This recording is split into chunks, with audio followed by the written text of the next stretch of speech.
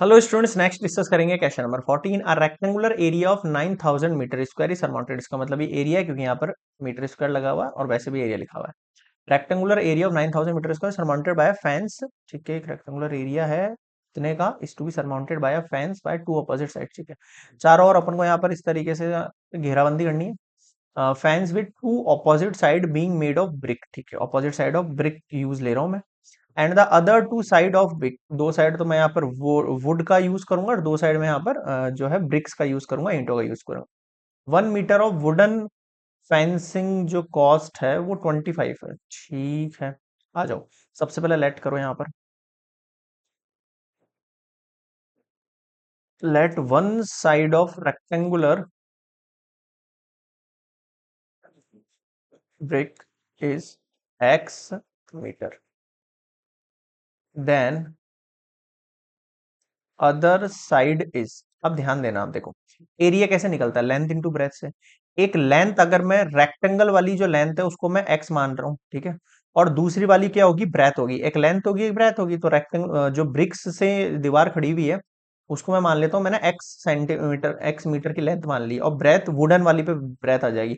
Wooden वाली आप मान लो वाई, तभी तो दोनों का एरिया मिला के कितना होगा, 9000 होगा। अगर मुझे उसमें से वुडन वाली पता करनी है तो वाई इक्वल्स टू क्या हो जाएगा, 9000 अपॉन एक्स हो जाएगा। कितना हो जाएगा, 9000 अपॉन एक्स सेंटीमीटर। बताओ समझ में आया क्या? तो दोनों की मैंने क्या लेंथ और ब्रेथ पता कर ली, एक तरीके दोनों के लिए लेंथ कह सकते हैं अपन इसको, है ना। And the other two of would. ठीक है, अब देखो, अब ध्यान देना थोड़ा सा इस पे क्या कह रहा है ये। 1 metre of wooden fencing cost लग रहा है, 1 मीटर वुडन जो है उसका कॉस्ट 25 लग रहा है मेरे पास, है ना। 1 मीटर वुडन का कितना लग रहा है, 25 लग रहा है मेरे पास। Okay, while 1 metre of brick जो है उसका 10 मीटर लग रहा है। ठीक है भाई, अब थोड़ा सा ध्यान देना। ब्रिक वाली का तो लग रहा है मेरे पास 10 मीटर, है ना, और दूसरी वाली का लग रहा है मेरे पास 25। अब आप कोई भी लेट कर लो, अगर मैंने इस वाली को one side of rectangular brick वाली को मैंने जो है वो एक्स माना है, और 9000 अपॉन एक्स मैंने अपनी वुडन वाली को माना है। किसको माना है, वुडन वाली को माना है ना। ये वुडन वाली जो दीवार है वो, और ये ब्रिक वाली जो वॉल है वो। समझ में आया आपको? ठीक है, अब क्या कह रहा है, उनका कॉस्ट निकालना है ना। तो मैं लिखूंगा यहां पर कॉस्ट ऑफ रेक्टेंगुलर एरिया।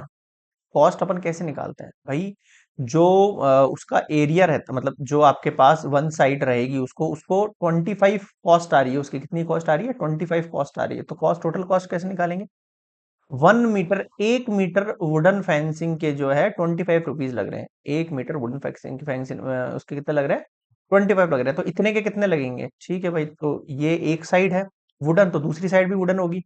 तो 9000 अपॉन एक्स को मैं मल्टीप्लाई करता हूँ 2 से, ताकि 2 टाइम हो जाए ये, और इसको मल्टीप्लाई करेंगे 10 से, तो ये रुपीज बन जाएंगे वुडन वाली दीवार के। प्लस आगे क्या बोल रहा था, अरे सॉरी सॉरी, 25 वुडन था, मैंने इसको वुडन माना है ना, यहाँ वुडन का 25 से कौन है? समझ में तो आ रहा है ना क्या कहना चाह रहा हूँ मैं आपसे। भाई 25 वुडन के हैं और मैंने इसको वुडन माना और इसको ब्रिक माना है, ठीक है, इसलिए। आगे देखो, 1 मीटर ऑफ ब्रिक की जो वॉल है उसके 10 रुपीज है। तो एक साइड की जो ब्रिक की दीवार है वो एक्स मीटर की है, तो दूसरी साइड भी एक्स मीटर की होगी, तो 2x हो जाएंगे दोनों मिलके। उसको मल्टीप्लाई करेंगे 10 से, तो इसका टोटल कॉस्ट आ जाएगा। समझ में आ गई? ये तो वुडन की वॉल का कॉस्ट है, मैं लिख देता हूँ नीचे, ये तो वुडन वॉल कॉस्ट है, और ये जो है ब्रिक वॉल कॉस्ट है। बस ये इतना समझ में आना चाहिए आपको ना। ठीक है, अब इसका क्या करें अपन, डिफरेंशिएट कर देते हैं। डिफरेंशिएट कैसे करते हैं अपन, देखो, differentiate with respect to x. इसको आप पूरे को सी मान सकते हो कॉस्ट के लिए, तो ये d c upon d x के रेस्पेक्ट में होगा। तो देखो कैसे हो जाएगा, 9000, 25 टू जा 50, मल्टीप्लाई 1/x का कितना होता है, -1/x स्क्वायर, प्लस 10 टू जा 20 हो जाएगा ये, और x का 1 हो जाएगा सिंपली। ठीक है, अब देखो इसको मुझे क्या करना है, जीरो पुट करना है। Now d c upon d x equals to zero. अगर पुट करते हैं तो कितना हो जाएगा, देखो ये वैल्यू ये हो जाएगा आपके पास। अरे यार एक सेकंड, फिर से हैंग हो गया है सिस्टम। हाँ चल गया, ठीक है। इसको जीरो पुट करता हूँ तो 9 5 जा कितना हो जाएगा, 45, और 40, 45 अपॉन में एक्स स्क्वायर है नेगेटिव का, है ना। ये वैल्यू 9 5 जा 45 इक्वल 40 माइनस 1/x² प्लस में 20। उधर भेज दो इसको।